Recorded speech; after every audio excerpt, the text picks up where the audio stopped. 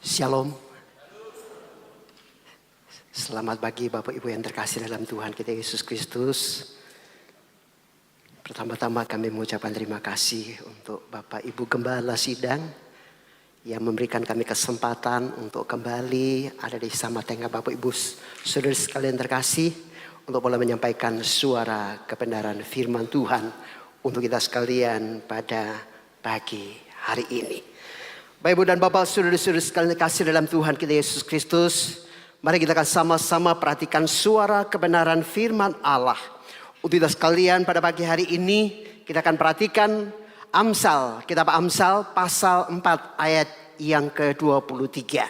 Amsal 4 ayatnya yang ke-23. Untuk menghormati firman Tuhan, izinkan saya mengundang Ibu dan Bapak, saudara-saudara sekalian terkasih untuk berkenan berdiri. Demikianlah suara kebenaran firman Allah untuk kita sekalian pada pagi hari ini. Berbahagialah kita yang diberi kesempatan oleh Tuhan untuk mendengar suara firman Tuhan.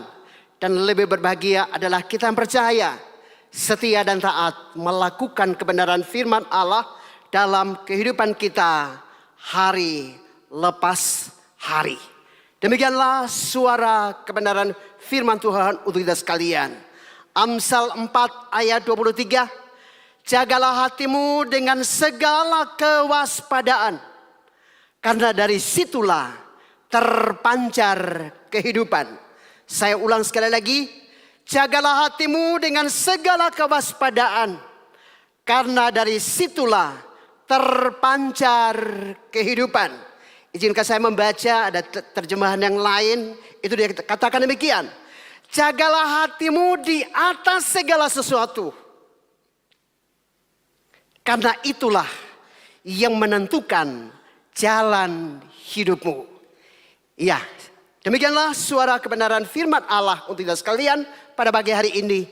Berbahagialah Anda dan saya diberi kesempatan oleh Tuhan untuk mendengar suara firman Tuhan. Dan lebih berbahagia adalah kita percaya, setia dan taat melakukan kebenaran firman Allah dalam kehidupan kita hari lepas hari. Sekali lagi kita berdoa, Roh Kudus, inilah hamba-Mu yang sederhana yang gak ada artinya apa-apa. Pakai hamba Bapa, hamba menjadi alat. Allah sendiri akan berbicara dan berkarya untuk kami sekalian. Berfirmanlah Tuhan Yesus, kami sudah siap untuk mendengarnya. Haleluya, amin. Silakan duduk kembali. Bapak Ibu dan Bapak, saudara-saudara sekalian kasih dalam Tuhan kita Yesus Kristus. Beberapa minggu yang lalu di tempat ini saya menyampaikan untuk kita sekalian bahwa tahun baru, hidup baru, ada anugerah yang baru untuk kita sekalian. Hari ini saya rindu Tuhan taruh dalam hati saya untuk akan menyampaikan sesuatu hal untuk kita sekalian yang juga cukup penting untuk kita sekalian. Bahwa kalau tahun baru, hati yang baru, ada anugerah dan perkara-perkara yang baru yang akan Tuhan nyatakan buat kita sekalian. Karena itu Ibu dan Bapak yang terkasih, mari kita akan sama-sama menelaah kebenaran daripada firman Tuhan ini untuk kita sekalian pada pagi hari ini. Mari kita akan sama-sama memperhatikan akan kebenaran firman Tuhan ini dengan saksama.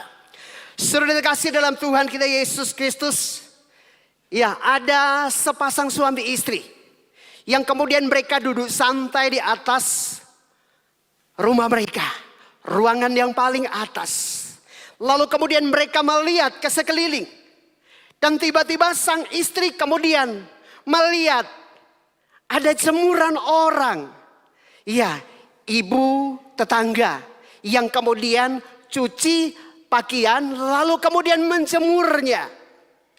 Ibu dan Bapak, saudara yang terkasih dalam Tuhan kita Yesus Kristus, sekalipun dia berada di kejauhan agak tinggi, lihat ke bawah, ke tempat jemuran daripada ibu ini, tetangganya. Maka apa yang dia kemudian katakan Bapak Ibu terkasih? Ketika dia lihat, maka yang nampak, yang dia lihat adalah cuciannya nggak beres. Lalu kemudian dia berkata kepada suaminya, ibu itu kayaknya nggak tahu cuci pakaian ya. Apakah suaminya itu tidak risih pakai pakaian yang kotor? Apakah pakaiannya itu tidak dibilas, tidak dicuci? Coba perhatikan, itu kok kelihatannya kotor semua. Masih penuh dengan debu. Tapi kok dia mau menjemur? Dan kalau nanti itu dipakai oleh suaminya, apakah suaminya itu tidak malu? Pakai pakaian yang disetrika bagus-bagus tetapi ternyata masih banyak debu atau kotoran yang melekat. Sudah dikasih dalam Tuhan kita Yesus Kristus, suaminya cuma termenung. Lalu kemudian dia perhatikan dan dengar apa yang dikatakan oleh istrinya. Besok lagi sudah dikasih mereka duduk pada tempat yang sama. Dia lihat lagi, ternyata apa yang tadi Bapak dikasih. Cuciannya masih sama, kotor. Dan kemudian dia bilang sama suaminya, Pak, ibu itu kayaknya tidak bisa nyuci ya. Kok lihat, kemarin pakaiannya itu penuh dengan debu. Masih kotor kok sudah dijemur. Hari ini juga sama.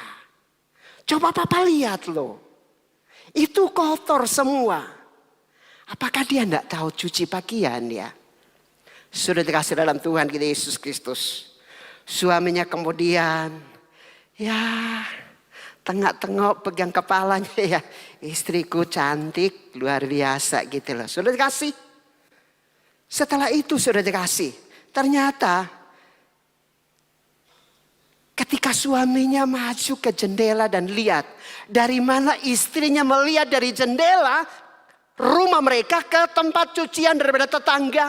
Apa yang terjadi Bapak yang kasih? Ternyata bukan pakaiannya yang berdebu. Tetapi yang kotor adalah jendela si ibu yang pandai ngoceh. Ibu dan Bapak sudah dikasih dalam Tuhan kita Yesus Kristus. Dia kemudian ngelus dodo. Dan dia kemudian berkata, ya enggak apa-apalah. Saya harus tetap jaga hati. Bagaimanapun juga itu dia adalah anugerah terbesar yang dikaruniakan Tuhan kepada saya. Dia kemudian ambil kain lap lalu kemudian dia bersihin sebersih-bersih mungkin. Lalu kemudian dia ambil cleaner kaca lalu kemudian disemprot bersihin semuanya. Sudah dikasih dalam Tuhan kita Yesus Kristus. Lalu kemudian Bapak yang dikasih hari yang ketiga. Mereka duduk lagi di atas ruangan atas dan istrinya mulai lihat dari jendela. Pak, boro-boro ya Pak ya. Hari ini cuciannya, tidak tahu dia kursus di mana atau ada orang yang bisik sama dia. Sudah dikasih dalam Tuhan kita Yesus Kristus. Suaminya kemudian berkata, Mak, itu loh. Coba Mama lihat jendela kita. Kan saya udah bersihin. Habis dibersihin tak kasih cleaner. Itu kinclong Mak. Kemarin Mama lihat cuciannya tetangga. Bukan cuciannya yang penuh dengan debu. Tapi kaca jendela kita yang penuh dengan debu dan kotoran.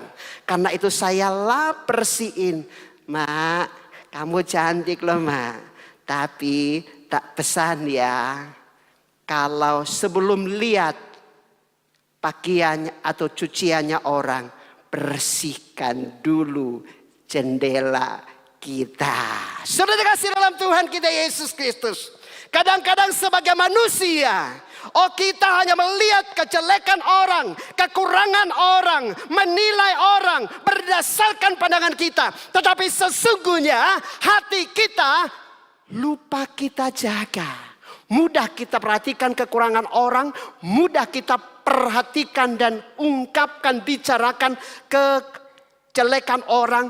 Tetapi kita lupa untuk membersihkan jendela hati kita.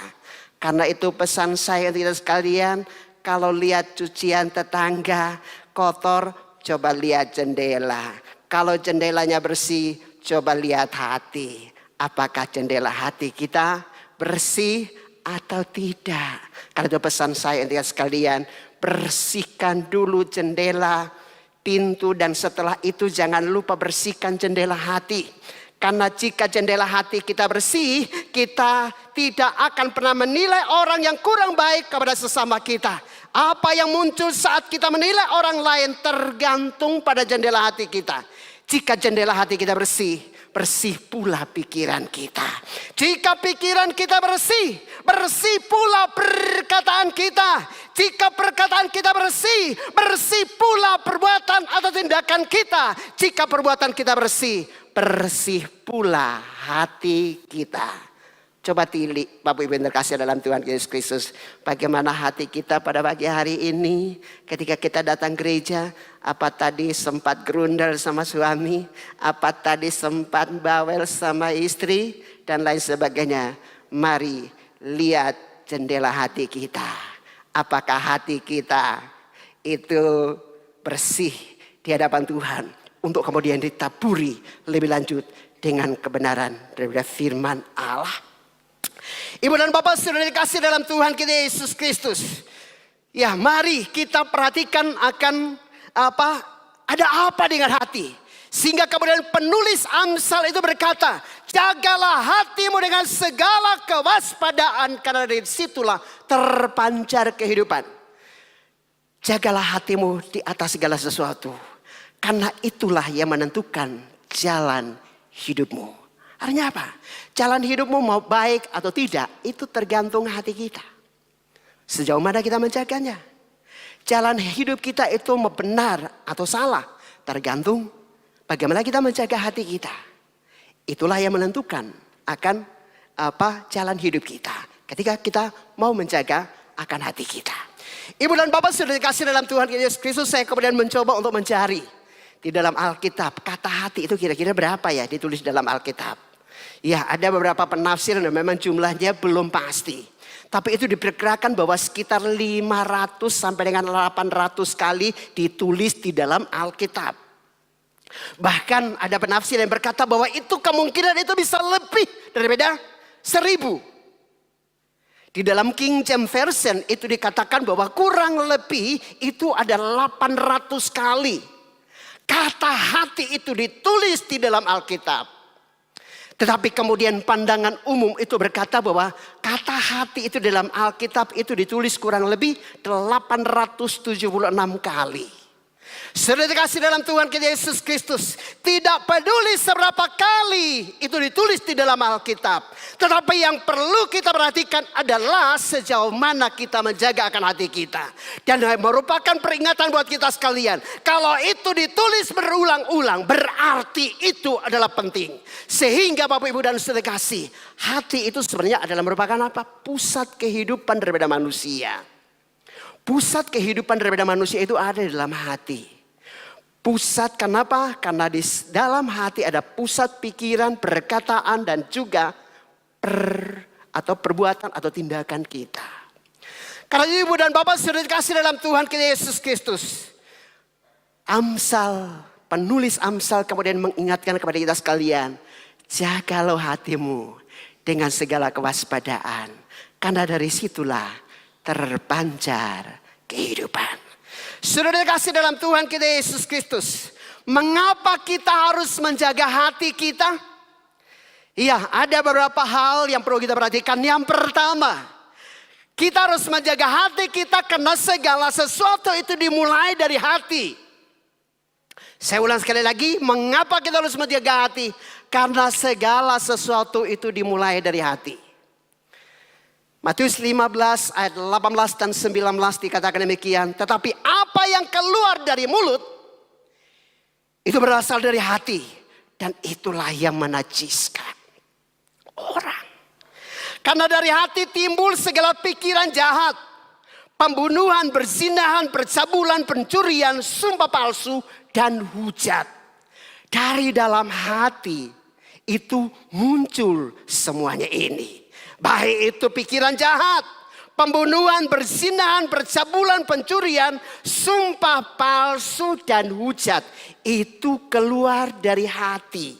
Sehingga kalau boleh saya matur untuk sekalian, kenapa kita harus menjaga hati? Karena sebenarnya hati kita itu adalah lumbungnya segala sesuatu, entah itu baik atau tidak, itu ada di dalam hati kita masing-masing. Karena itu ibu dan bapak sudah dikasih dalam Tuhan kita Yesus Kristus, mari kita jaga hati kita. Supaya apa? Hati kita dan hidup kita itu berkenan kepada Kristus Yesus Tuhan. Sudah dikasih dalam Tuhan kita Yesus Kristus. Kita mau hidup benar atau enggak benar, itu sebenarnya tergantung kepada situasi hati kita. Sejauh mana kita menjaga hati kita. Kalau kita mau belajar hidup benar, aku harus menjaga hatiku sedemikian rupa agar perkataanku baik. Iya, pikiranku baik, tindakanku baik. Aku harus hidup pada jalan-jalan Tuhan. Berarti itu kan muncul dari dalam hati kita semua. Tapi kalau hati kita berkata, kita biarkan hati kita untuk kemudian dipenuhi dengan kotoran, dosa dan lain sebagainya. Maka apa yang tadi Bapak yang kasih? Yang muncul di dalam pikiran kita. Yang timbul dalam pikiran kita. Yang muncul keluar dari perkataan kita. Dan yang terlihat dari tindakan kita adalah dosa semata. Karena itu ibu dan bapak sudah dikasih dalam Tuhan kita Yesus Kristus. Mari kita menjaga hati kita. Agar kita hidup benar di hadapan Tuhan. Demikian pula sudah dikasih dalam Tuhan kita Yesus Kristus. Kita mau sehat atau mau kuat, itu tergantung juga hati kita, saudara yang terkasih.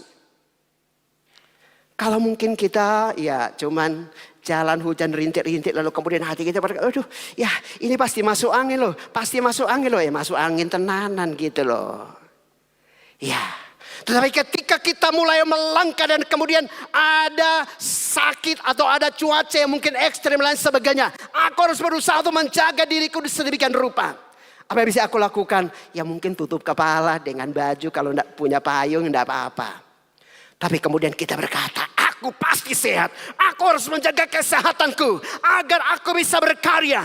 Aku harus sehat, aku harus kuat. Dan itu akan mendorong kita supaya apa? Kita menjadi kuat di dalam Tuhan. Sudah dikasih dalam Tuhan kita Yesus Kristus. Kita mau sakit atau mau sehat, itu sebenarnya tergantung sikap hati kita. Saya teringat Bapak yang kasih beberapa saat yang lalu, terutama di tahun 2023 Februari, tanggal 15 Februari. Ya Tuhan izinkan sakit, lalu kemudian nyaris 3 kali tidak ada. Ya tetapi pas tidak ada seperti itu. Wah itu hati saya itu membara. Walaupun di dalam hati itu kemudian berdialog sama Tuhan. Tuhan gimana dengan pelayanan? Gimana dengan anak-anak? Tuhan beri saya kesempatan. Tuhan beri saya kesempatan. Saya masih mau melayani Tuhan. Sekiranya aku mendapatkan kasih karunia-Mu Tuhan. Aku diberikan kesempatan oleh Engkau. Aku mau melayani Tuhan. Aku mau melayani Tuhan. Aku mau sehat Tuhan. Sehingga Bapak Ibu terkasih. Kalau hari ini saya boleh berada di hadapan Bapak Ibu dan Saudara terkasih. Kenapa? Karena ada semangat yang kuat dari dalam hati untuk masih terus berkarya bagi Kristus Yesus Tuhan. Sudah dikasih dalam Tuhan kita Yesus Kristus. Kalau bukan karena anugerah dan kasih daripada Allah dan tidak menjaga hati, sebenarnya sudah enggak ada Bapak yang dikasih.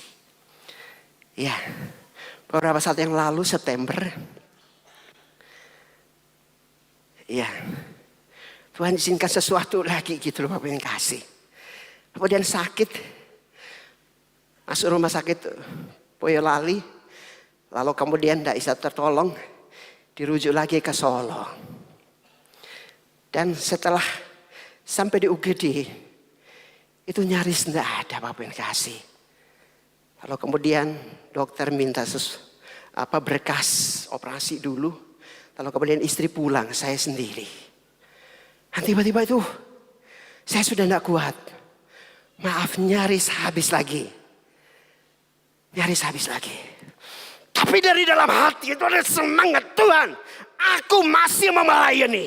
Aku masih akan diberikan kesempatan oleh Tuhan. Aku masih mau berkarya Tuhan. Aku tahu Tuhan ada bersama-sama dengan aku. Apa yang dari Bapak Ibu dan Saudara dikasih. Saya kemudian di opnam lagi di Solo. Dari hasil pemeriksaan. Itu adalah jantung koroner. Ya lalu kemudian ditangani. Dan akhirnya beberapa saat kemudian, beberapa hari kemudian. diizinkan dokter pulang, tetapi kemudian harus balik lagi ke rumah sakit untuk kemudian ada langkah operasi lagi. Saya kemudian balik ke rumah sakit. Tapi saya bersyukur sama Tuhan. Karena sebelum segala sesuatu terjadi, Tuhan ingatkan kepada saya. Dan apa yang dari Bapak yang kasih setelah sampai di dokter, lalu kemudian berdasarkan hasil pemeriksaan dokter dan juga hasil lab dan lain sebagainya, itu memang ada penyumbatan besar. Dan kemudian dokter sudah menjadwalkan untuk kemudian harus operasi lagi Bapak yang kasih. Nah, setelah beliau menjadwalkan, ya lalu kemudian beliau bilang, kok Pak? Ya sudah dipersiapkan semua, lalu kemudian beliau bilang, Pak, kok saya penasaran ya. Kok hasilnya seperti ini? Beliau yang nangani selama ini. Lalu kemudian beliau bilang sama saya, Pak, enggak apa-apa, saya sudah jadwalkan, nanti tunggu jadwal saja. Ya, tetapi saya mau dampingi Bapak, padahal beliau saat itu mau pergi ke luar negeri. Tapi karena beliau melihat situasi seperti itu, beliau kemudian berkata, Pak, saya mau dampingi Bapak, kita cek ulang semuanya lagi. Dan setelah dicek ulang semuanya itu sampai sore baru hasilnya keluar. Beliau kemudian panggil saya dan kemudian beliau geleng-geleng. Kok ada apa ya? Dan beliau kemudian berkata, Pak, fungsi jantung bagus. Enzim jantung bagus. Kok seperti ini ya Pak ya? Lalu kemudian beliau menyarankan, Pak kalau gitu cek ulang semuanya. Saya kemudian cek laboratorium di Boyolali, lalu kemudian kembali lagi ke Muar di Solo, check up keseluruhan, lalu kemudian terakhir CT scan. Dan kemudian setelah hasil CT scan itu dari radiologi itu berkata kepada saya, Pak nanti kalau hasilnya sudah keluar paling lama itu 1 minggu kita akan kirimkan ke Bapak via handphone. Saya tunggu 2 hari sebelum 7 hari 1 minggu. Dari rumah sakit kemudian telepon saya menanyakan riwayat operasi dulu. Dan kemudian saya ceritakan apa adanya. Dan setelah itu saya tanya lagi, Bu nanti kalau hasilnya keluar tolong dikirim ya. Dan Bapak kasih. Setelah 1 minggu tidak dikirim. 2 minggu tidak dikirim. 3 minggu tidak dikirim. Padahal saya ada jadwal pelayanan di Jakarta sana. Ya udahlah karena saya sudah pending, saya pikir nanti operasi saya pending pelayan di Jakarta, tapi kemudian di sana tetap dijadwalkan saya harus ke Jakarta. Ya oke lah, karena ini masih nunggu, saya pelayan ke Jakarta. Dari Jakarta pulang, saya kemudian minta tolong dokter ini, dokter kok sampai hari ini hasil laboratorium dan lain sebagainya kok enggak dikasih ya dokter. Dokter ini berkata, oke lah Pak, nanti saya akan cek langsung. Lalu kemudian dia ke radiologi dan lain sebagainya. Dan apa yang dari Bapak kasih. Ternyata ada sesuatu yang Tuhan lakukan yang di luar daripada dugaan atau pengetahuan daripada manusia. Sudah kasih dalam Tuhan Yesus Kristus setelah dicek hasil laboratorium dan lain sebagainya. Maka apa yang dari Bapak kasih. Ternyata dulu itu kan ada 2 bagian saluran ya. Entah itu bilik kiri, bilik kanan saya juga lupa. Ya kalau tidak salah itu yang kanan yang dioperasi, kirinya belum. Tapi itu terjadi penyumbatan di atas 80%. Dan Bapak ini kasih apa yang terjadi. Ternyata yang kiri itu tertutup total. Bukan 90 sekian. Tidak, tertutup total.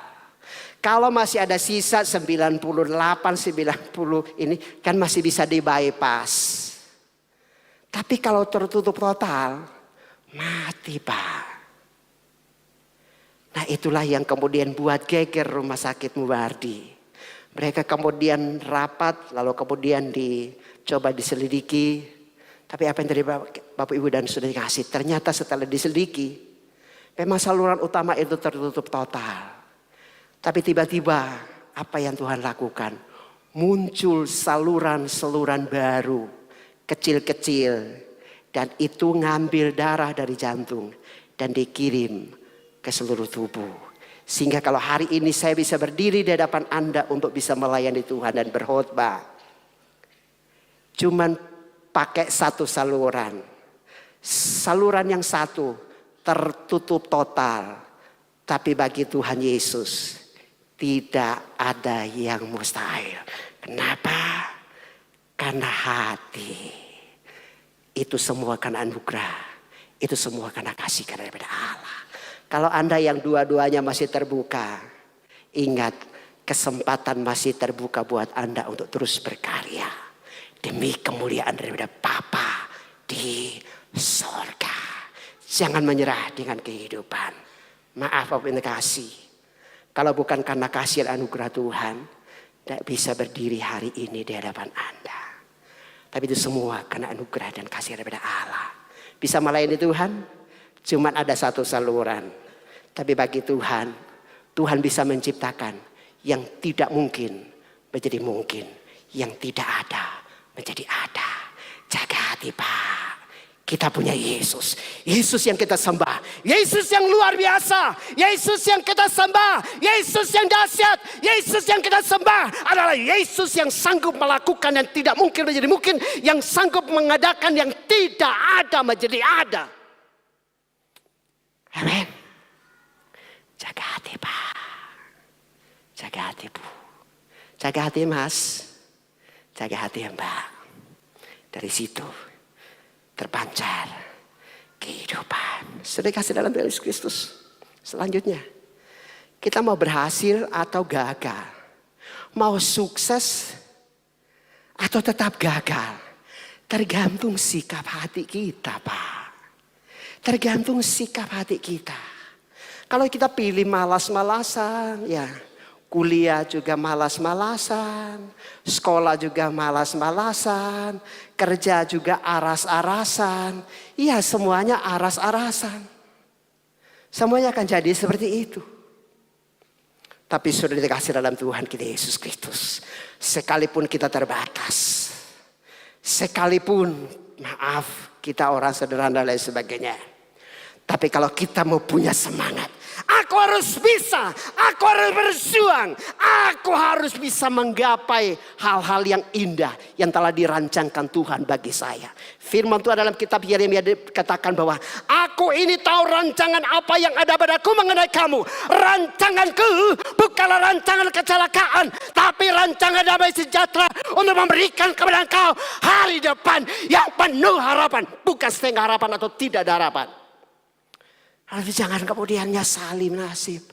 Begini nasib anak perantau. Pak, Bu. Jangan pernah patah semangat. Tetap semangat. Tetap semangat. Tetap semangat. Tetap semangat. Tetap semangat. Maaf Pak, Bu. Bukan kemudian iri. Atau serakah dan lain sebagainya. Enggak. Tapi ingat. Kalau orang lain bisa berhasil, kenapa kita enggak? Kalau orang lain bisa dipakai Tuhan untuk kemuliaan dari Bapa di sorga, kenapa kita enggak? Tergantung sikap hati kita, Pak. Dalam pelayanan dan lain sebagainya pun. Pak, firman Allah itu ya dan amin. Setiap tempat yang kau injakkan kakimu, aku berikan kepada engkau. Dan bagi Tuhan tidak ada yang mustahil. Bagi Tuhan tidak ada yang mustahil. Orang dunia boleh berkata tidak mungkin. Tapi ingat, bagi Yesus selalu mungkin. Jangan lihat kondisi sekeliling.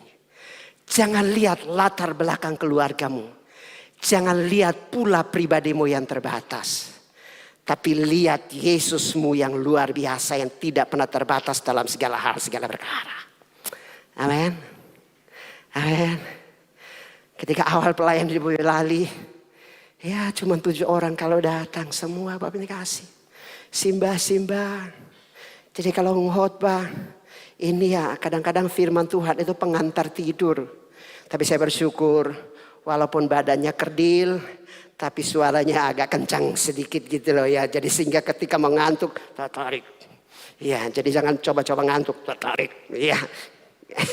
Bapak Ibu dan Saudara dikasih dalam Tuhan Yesus Kristus. Ya, saya tidak menyerah. Saya tidak menyerah. Apa yang bisa saya lakukan, saya lakukan. Di hadapan Tuhan Yesus saya berkata, Tuhan, saya tidak tahu bagaimana harus melayani.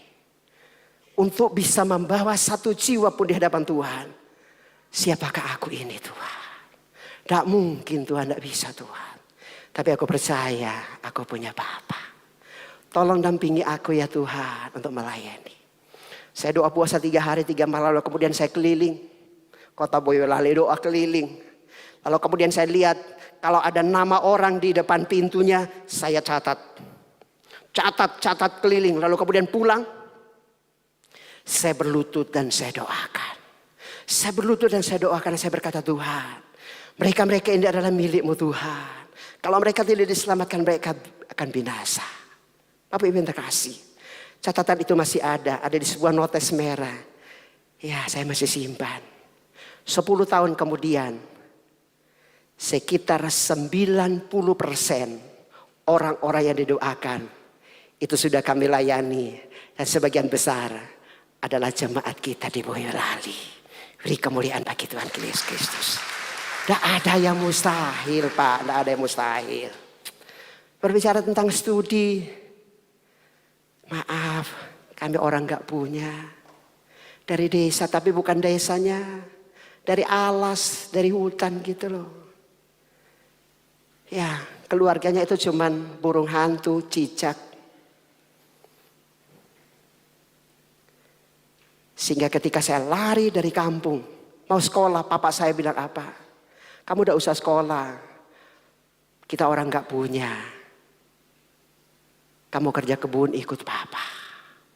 Tapi saat itu saya belum jadi hamba Tuhan. Tapi saat itu muncul satu komitmen, semangat yang luar biasa dalam hati saya. Pak, kita miskin, tapi ada Yesus yang tidak miskin. Saya mau pergi ke sekolah. Saya tinggalkan kampung halaman. Saya tinggal dengan orang, dicambuk, dipukul, ditelanjangi dan lain sebagainya. Banyak kisah pahit.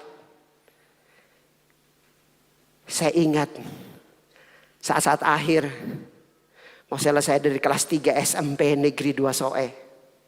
Teman-teman saya tanya sama saya, Nuh, kamu mau lanjut di SMA mana? Di mana? Saya bilang, saya mau lanjut di SMA Negeri 2 Kota Kupang. Karena di sana ada beberapa sekolah favorit, SMA 1, SMA 3, SMA Giovanni. 3 sekolah ini favorit. Saya bilang, saya mau masuk SMA 2. Kupang, Negeri 2. Mereka bilang, kamu anak orang gak punya. Orang miskin seperti itu mau kemudian mau masuk sekolah negeri, sekolah favorit. Saya bilang, tidak. Saya punya Tuhan. Singkat kesaksian, saya komit lari ke Kupang. Tapi perjalanannya panjang, pahit. Dan dalam perjalanan, sebelum saya berlangkah, saya katakan kepada diri saya dalam hati saya begini. Saya akan ke Kupang untuk sekolah. Saya mau susah seperti apapun juga. Saya akan tinggal sama orang yang mau nampung saya. Mau diperlakukan seperti apapun juga. Yang penting satu hal, saya bisa sekolah. Dan puji Tuhan, ternyata bisa selesai. Dan kemudian sampai di Salatiga, ketika mau ngambil teologi, saudara-saudara saya, keluarga saya berkata begini, kamu jadi pendeta, makan kerikil. Tapi saya bersyukur kepada Tuhan Yesus, jemaat dan Tuhan Yesus tidak pernah taruh satu kerikil pun di dalam perut saya. Semua karena anugerah. Dan kalau Tuhan beri kesempatan untuk bisa sekolah sampai selesai. Bukan karena saya hebat, tapi karena Yesus yang hebat. Saya ingat saat terakhir Tuhan beri kesempatan, ada di New South Wales. Lalu kemudian tiba-tiba Tuhan ingatkan kepada saya, kamu harus lanjut sekolah lagi, lanjut kuliah lagi sampai mentok, supaya kamu bisa bagikan kepada orang lain yang mungkin senasib dengan kamu. Bahwa ketika kita menjaga hati dan berserah kepada Yesus, Yesus bisa menolong kita. Walaupun kita orang susah, orang gak punya. Yang penting engkau punya Yesus. Bisa sekolah loh, bisa kuliah loh. Nah, saya bilang, Tuhan Yesus, kalau memang ini suara Tuhan, saya minta peneguhan. Saya minta peneguhan daripada engkau. Saya kembali ke Indonesia. Dan saya minta peneguhan daripada Engkau. Oleh anugerah Tuhan saya kemudian terbang. Kemudian sampai di Bali, nginap. Kemudian sampai di rumah pagi-pagi. Baru sampai depan pintu. Telepon saya bunyi. Dan ada suara seorang bapak yang berkata, Nuh, kamu siap kuliah lanjut. Dan itulah orang tua saya. Bapak saya. Bapak Surya di belakang sana. Saya tersungkur di kaki Tuhan. Saya berkata, Tuhan, saya tahu itu suara Tuhan. Saya akan kuliah Tuhan. Walaupun ya saya terbatas dan saya tidak punya apa-apa. Tapi saya punya Yesus.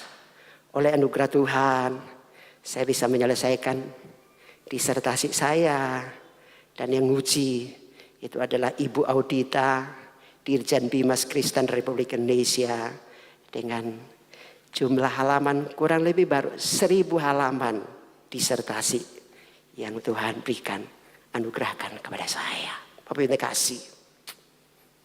Kalau mungkin ada yang senasib dengan saya, jangan pernah menyerah dengan kehidupan. Yang penting engkau punya Yesus, cukup deh.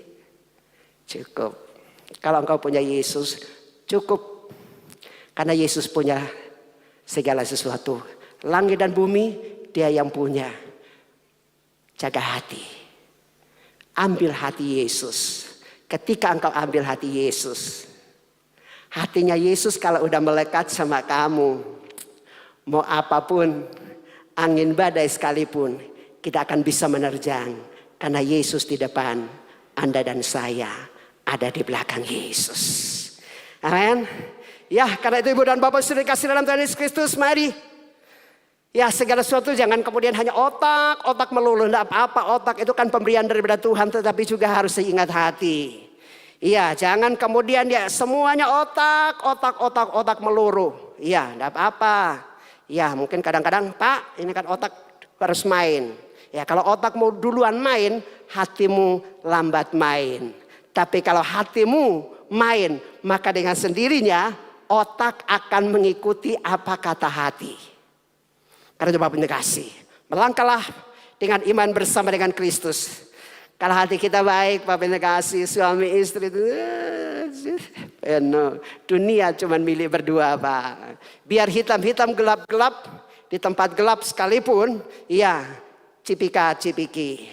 Bahkan sampai kepada usia senja, saling gendong. Ya, kalau Pak edasinya agak itu dibenahi gitu loh. Bahkan sudah tua, kulit boleh keriput, hati jangan pernah ikut keriput. Kalau hati tidak keriput seperti kulit, aduh sudah dikasih. Makin tua makin cantik, makin tua makin ganteng. Oke, yang nom-nom jangan kemudian kalah. Sudah dikasih dalam Tuhan Yesus Kristus. Hari belajar. Hati ayah ibu yang terjaga, anak-anak juga akan bahagia. Ya, tapi kalau hati orang tua tidak terjaga, anak-anak pada kabur gitu loh. Karena hadiratnya papa, hadiratnya kakek, hadiratnya nenek, emak. Oh, baru dari jauh sudah terasa guncangannya seperti gempa di Pacitan baru saat ini 6,4 skala Richter. Oke, sudah dikasih dalam Tuhan Yesus Kristus. Pingin enggak gendong anak putu? Pingin enggak nanti satu ketika ngomong anak putu, lihat anak putu, aduh, cucuku, mbuyutku dan sebagainya. Pingin enggak? Pingin enggak? Jaga hati, senggol kiri kanan. Kalau mau umur panjang, senggol kiri kanan. Ya, jaga hati, jaga hati. Oke, sudah dikasih dalam Tuhan Yesus Kristus. Ya. Orang bahagia, orang sukses itu bukan semata-mata karena yang bertumpuk di depan Anda. Bukan. Tapi kalau mungkin satu ketika engkau dikaruniakan Tuhan anugerah kesempatan untuk seperti itu. Tolong jaga hati. Jangan hanya melulu jaga harta. Harta bisa hilang. Hati yang terjaga berjumpa sama Kristus di sorga yang kekal dan abadi selama-lamanya. Amin. Ya, karena itu Bapak Ibu kasih jaga hati. Ya, kalau itu jaga hati, bukan karena kita miskin, maaf mungkin hitam seperti saya gitu loh. Lalu kemudian nanti akan seperti ini. Enggak, Bapak Ibu kasih hati yang terjaga. Biar seperti ini loh, sudah dikasih. Tubuh boleh kurus kerempeng, ya hidup boleh sederhana. Yang penting hatinya mulia di hadapan Tuhan. Maka kita adalah orang-orang yang paling berbahagia di dunia ini. Amin. Lihat hatimu saat ini. Beres enggak? Pak, Bu, Mas, Mbak. Jangan mau tertipu dengan iblis untuk kemudian menggerogoti hidupmu. Cantik-cantik hatinya, grundel terus, cepat tuek. Cepat tuek. Walaupun bukannya pas-pasan seperti saya. Yang penting jaga hati. Awet nom mbak, awet nom mas, awet nom bu. Amin. Ya mau atom? Jaga hati. Amin. Jaga hati pak, jaga hati. Mau suapin Mbah Kakung? Mau suapin nenek? Atau mau anak-anak yang nyuapin? Jaga hati. Jaga hati. Ya, jaga hati Bapak dikasih. Jadi sebenarnya mau umur panjang, umur pendek. Ya tergantung hati kita gitu loh Pak. Ya karena itu Bapak dikasih dalam Yesus Kristus. Marilah jaga hatimu dengan segala kewaspadaan. Karena di situ terpancar kehidupan. Ya boleh punya satpam di rumah Pak. Boleh punya pengawal pribadi, Pak. Untuk ngawal Anda. Ya, tetapi ingat. Sehebat-hebatnya seorang pengawal. Bisa kecolongan juga gitu loh. Mau bukti? Sudah dikasih. Ini siapa?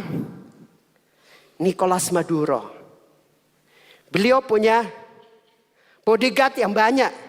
Ini bodyguard beliau. Siapa yang berani lawan? Tapi ketika pasukan Amerika menyelinap masuk. Bapak negara dan ibu negara akhirnya harus jadi apa? Narapidana karena ditangkap, dicolong. Izinkan saya untuk matur sama Bapak Ibu kasih. Sehebat-hebatnya kita menjaga diri. Lebih baik menjaga hati. Lebih hebat kalau kita bisa menjaga hati kita. Karena ketika kita menjaga hati kita akan hidup berkenan di hadapan Tuhan. Kalau kita hidup berkenan di hadapan Tuhan, Tuhan ada bersama dengan kita. Kalau Tuhan ada bersama dengan kita, siapa lawan Anda? Siapa lawan Anda? Kalau ada Yesus, kamu berani lawan saya, lawan Yesusku. Kalau engkau kalahkan Yesusku, saya pasti akan kalah. Amin. Oke Pak, Bu, yang ketiga. Yang kedua, mengapa kita harus menjaga hati? Allah melihat hati bukan karena, ya enggak apa-apa. Kalau memang enggak apa-apa. Tapi ingat, Bapak itu lihat hati. Kasih tahu kiri kanan. Papa di sorga lihat hati. Amin. Iya, Bapak Ibu dan Saudara kasih. 1 Samuel 16 ayat 7. Bukan yang dilihat manusia, yang dilihat Allah. Manusia melihat apa yang di depan mata. Tetapi Tuhan melihat hati. Tuhan melihat hati. Kita perhatikan Bapak Ibu kasih kisah Daud. Daud adalah orang yang sederhana. Ya, Daud menggembalakan 2-3 ekor kambing domba. Tetapi ketika Allah mengutus Samuel untuk mengurapi salah satu daripada anak-anak Isai. Semua yang gagah. Hebat perawakan mereka lewat, tetapi bukan mereka yang dipilih. Sampai semua anak laki-laki berbeda Isai lewat, maka tinggal Daud. Tapi dia cuma among wedus. Mungkin parfumnya bau telek wedus. Tapi sudah dikasih ketika Daud sampai, maka Allah berbicara kepada Samuel. Itulah dia, bangunlah dan urapilah dia. Maka apa yang dari Bapak yang kasih? Ya, Samuel kemudian mengurapi si tukang among wedus. Jadi raja di Israel yang cukup terkenal. Sudah dikasih. Orang bisa mengalami anugerah Tuhan. bukan karena dia hebat loh Pak. Orang berhasil bukan karena dia hebat loh Pak. Orang diangkat dan dipromosi Tuhan bukan karena ini loh Pak. Bukan karena ini. Ya, bukan karena. Tapi karena ini. Hati. Saudara, kalau kita perhatikan kisah perjalanan kisah hidup daripada Daud. Daud banyak kali gagal dan berdosa. Bahkan dia jatuh ke dalam dosa perzinahan. Tapi sudah dikasih. Kenapa Daud masih terus diperkenan oleh Tuhan? Bahkan sampai anak cucunya diberkati oleh Tuhan. Bahkan dari keturunannya lahir sang Mesias. Tuhan melihat hati Pak. Tuhan melihat hati. Karena ketika Nathan mengingatkan, menegur dia. Dia kemudian merendahkan diri dan berkata, Tuhan, akulah orangnya, aku berdosa. Dia menyesal apa yang dilakukan. Dan itulah yang dilihat Tuhan. Milikilah hati yang merendah di hadapan Tuhan. Belajarlah seperti Daud. Walaupun sederhana, punya hati yang luar biasa. Amin. Amin. Jaga hati Pak, jaga hati Bu. Ya, kemarin Kamis saya ngajar anak-anak saya, anak-anak hebat di atas sana. Lalu kemudian saat ngajar, mereka kemudian tanya sama saya. Ya, saya berbagi pengalaman dengan mereka. Lalu kemudian mereka tanya, Pak, boleh tanya enggak? Enggak apa-apa, silakan. Tanya apa saja pasti saya jawab. Kalau tidak tahu, saya akan jawab tidak tahu. Iya, lalu kemudian mereka tanya, Pak, apakah Bapak pernah enggak mungkin sakit hati dan benci seseorang? Ya, apalagi jemaat loh Pak. Saya bilang, semua pengalaman pahit saya alami. Saya ditegur bahkan ditunjuk-tunjuk biji mata saya oleh jemaat Tuhan yang Tuhan berikan kepada saya. Di hadapan gereja, di depan gereja, di hadapan banyak orang, di hadapan jemaat. Tapi saya tetap menjaga hati. Kalau saya tidak jaga hati, tunggu tanggal mainnya. Nah, saya bilang sama anak-anak saya, kalau boleh saya jujur, saya sungguh menyadari saya manusia terbatas. Sehebat-hebatnya seseorang, pasti bagi banyak orang itu berkata, sebaik-baiknya seseorang belum tentu baik buat semua orang. Tapi sejelek-jeleknya seseorang belum tentu jelek buat semua orang. Tapi saya mau jujur buat Anda, sampai detik ini, tidak ada satu benih kepahitan pun di dalam hati saya. Tiap tahun, tutup tahun, saya bilang sama jemaat, saya minta maaf sama jemaat. Kalau saya salah, bertutur kata, bersikap, bertingkah laku, saya minta maaf. Tapi kalau boleh saya jujur, saya jaga hati. Maaf, kulitnya boleh gelap, tapi hatinya ya tetap saya harus jaga. Hidup terbatas dan lain sebagainya. Tapi saya bersyukur Tuhan berikan satu talenta buat saya.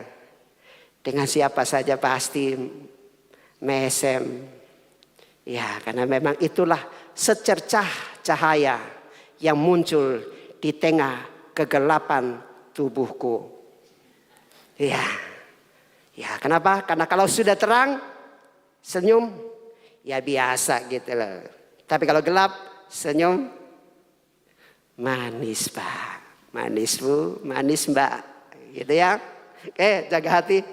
Yang terakhir, ketika kita jaga hati Bapak Ibu kasih, kita akan dapat melakukan perkara-perkara yang besar. Kalau kita jaga hati, Yesus ada pada pihak kita. Karena Yesus bertahta di dalam hati kita yang paling dalam. Ketika kita jaga hati, kita berani mengandalkan Yesus.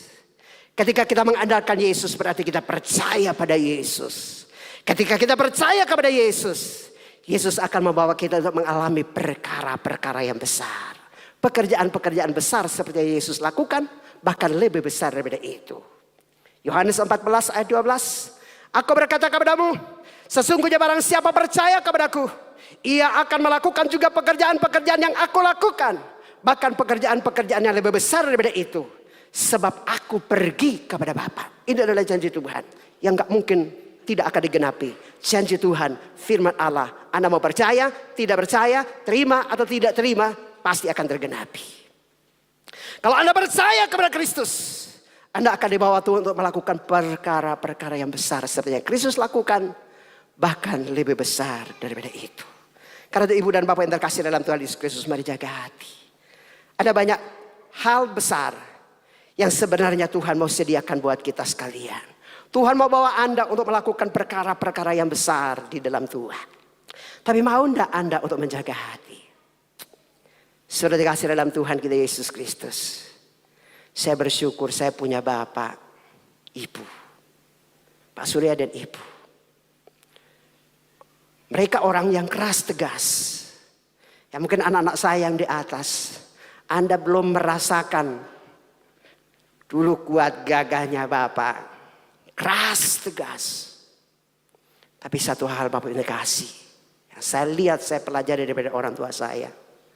Bapak keras. Tapi hatinya selembut salju. Dan itulah yang kemudian terus merangkul anak-anaknya. Pak, tetap semangat Bapak. Apa yang Bapak ajarkan kepada kami terpatri dalam kehidupan kami. Kami akan terus belajar seperti apa yang Bapak lakukan. Ketika Bapak dari Jakarta ke Salatiga, bawa apa? Beliau sudah banyak bersaksi. Ketika adik saya Erin masih kecil, untuk beli susu saja enggak. Tapi kalau masih hari ini ada GPIAE, hari ini ada gereja di Jalan Sudiarto 1A. Karena Tuhan Yesus. Mari belajar. Tuhan mau pakai Anda untuk melakukan perkara-perkara yang besar bagi Tuhan. Saya mau ajak kita sekalian. Kita akan lihat sebuah kisah. Sudah kasih. Ini adalah sebuah kisah nyata. Ada seorang nenek di negeri tirai bambu, yaitu di Cina. Nenek ini bernama Nenek Lo Xiao Ying. Dia bersama dengan suaminya, mereka orang sederhana, orang susah. Suatu ketika Tuhan memanggil suaminya. Dia hidup sebatang kara. Memang tidak dicantumkan di situ dia punya anak atau enggak. Ya, tetapi dia hidup sebatang kara. Karena beratnya tekanan hidup, dia kemudian harus terus berjuang. Punya hati yang penuh semangat untuk berjuang. Dan dia jadi seorang pemulung di usia yang senja. Dia jadi pemulung. Dia mengumpulkan barang-barang rongsok. Dan satu ketika dia mencari barang rongsok yang berharga amat sangat buat Nenek Lo. Maka ketika dia sampai pada sebuah tempat sampah, dia kemudian melirik dari jauh. Ternyata ada seorang bayi perempuan yang menangis. Dia kemudian cepat-cepat berlari dan menggendong bayi ini dan mengangkatnya. Mendekapnya dan dia melihat bayi ini dan bayi ini menangis. Di dalam hati muncul sebuah pernyataan, bawa pulang bayi ini dan rawat. Dia kemudian membawa pulang bayi ini dan merawatnya sebatang kara. Bagaimana ia bisa merawatnya? Daripada hasil pekerjaannya untuk mulung. Sudah dikasih anak ini diasuh. Dan dibesarkan dalam kasih sayang karena hati yang tulus. Hati yang mulia di hadapan Tuhan. Anak ini bertumbuh besar. Dan ketika dia mulung lagi. Di bak sampah yang lain. Dia temukan ada bayi lagi. Dia ambil. Dia ambil. Dia ambil. Dan sudah kasih anak pertama. Sudah bertumbuh menjadi besar. Bisa mendampingi simbah. Untuk mulung. Tapi ketika mereka mulung mereka temukan. Banyak bayi yang kurang beruntung. Dibuang. Dan kebanyakan mereka temukan banyak di tempat-tempat sampah. Dia kemudian mengumpulkan bayi-bayi ini. dan mengasuh membesarkan mereka. Di usia 82 tahun, nenek Lo yang hidupnya seorang pemulung sederhana, itu dapat menampung 30 orang anak yang terbuang dan kurang beruntung. Pemulung bisa mengadopsi, merawat 30 orang anak. Hasilnya gimana? Hasilnya dari mana? Kasih makan, kasih minum. Dari kerjaan mulung. Tapi karena punya hati yang mulia, Tuhan pelihara. Tuhan lindungi. Sampai satu ketika sudah dikasih. Ini anak yang pertama. Dan ketika dia sudah tidak berdaya untuk memulung, anaknya yang pertama yang diangkat dari bak sampah. Itulah yang kemudian merawat adik-adiknya. Sudah dikasih dalam Tuhan kita Yesus Kristus. Ketika dia sakit dan tidak berdaya, paling tidak anak-anak ini berkumpul dan mendoakan nenek Lo. Karena bagi anak-anak ini, nenek Lo pribadi yang luar biasa. Dan mungkin bagi mereka, nenek Lo sang malaikat kecil buat mereka-mereka yang berjumlah 30 orang anak. Sampai satu ketika sudah dikasih, nenek Lo mengakhiri kehidupannya.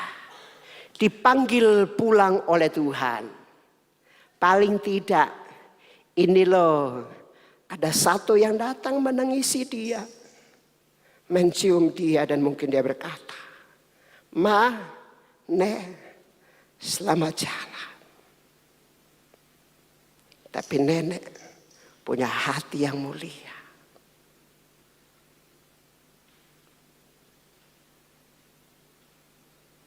Saudara, pemulung bisa melakukan pekerjaan-pekerjaan besar. Bukan karena dia kaya, bukan karena dia hebat, tapi punya hati yang mulia. Kalau pemulung dipakai Tuhan, masakan Anda yang hebat-hebat tidak akan dipakai Tuhan? Jaga hati, jaga hati, jaga hati, jaga hati. Paling tidak ketika engkau menghembuskan nafas, ada yang menangisi, ada yang mendampingi, ada yang menjaga dan memulas jenazah Anda. Dan memberikan ciuman buat Anda walaupun telah tiada. Satu ketika kita mungkin akan meninggalkan dunia ini. Apa yang kau tinggalkan? Harta benda? Bukan. Hati yang mulia. Harta terpenting sepanjang masa. Amin. Tuhan Yesus memberkati.